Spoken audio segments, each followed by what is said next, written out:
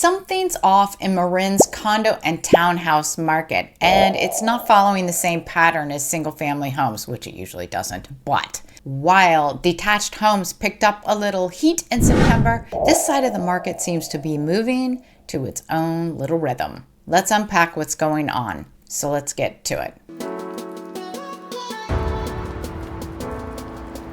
As you probably know, condos and townhouses never quite play by the same rules as the single-family homes. Sometimes they rise faster, sometimes they cool off sooner, but they always like to keep things interesting. That's why today we're focusing on just this segment of the market. And by the way, I am Karrie Hill, lawyer-turned-Realtor, 30-year Marin local, and the person who helps you buy or sell while keeping your sanity and bank accounts intact.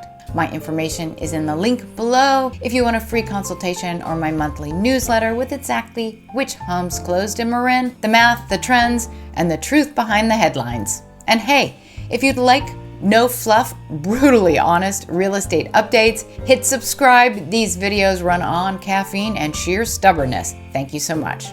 All Homes September reality check. Before we zoom in on condos, here's the quick Marin-wide snapshot. For buyers, more leverage is creeping in, higher inventory, and a bit of buyer hesitation means more price cuts and under asking deals. For sellers, the days of list and sells are over. You need sharp pricing, great staging, and strategic marketing. Overall, the market is still holding steady. The momentum is slowly tilting towards buyers.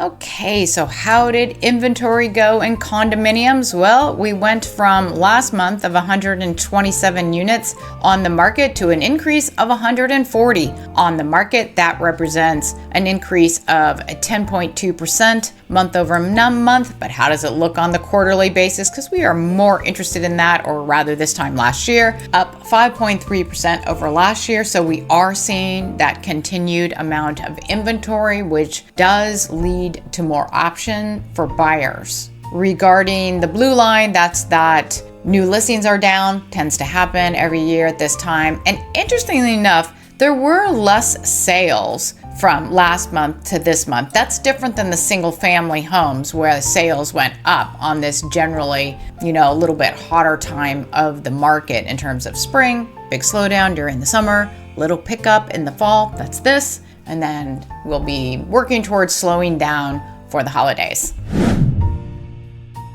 And here we are with days on market. I moved myself a little out of the way. Sorry, I realized I was covering up some of the bars. So days on market went from 58 days on market up to 79 days on market. So that's a significant increase. That represents 36.2% higher than the month before. But the more interesting number, again, is the quarterly number, or this time last year. These tend to be, that's up 52.9% for the whole quarter, up 92.7% when compared to this time last year. So that's a big change in how fast these condos are moving. This line up here represents the sales price over the original list price. That took a little blip up. And remember, this has more to do with what people list their homes at, whether or not they're starting to change as houses are sitting on the market longer. Are they pricing correctly to begin with? Or are they, putting it on the market and then lowering it a couple weeks later or a month later? And that has a lot to do with what this number is going to reflect. So it has more to do with that than prices themselves.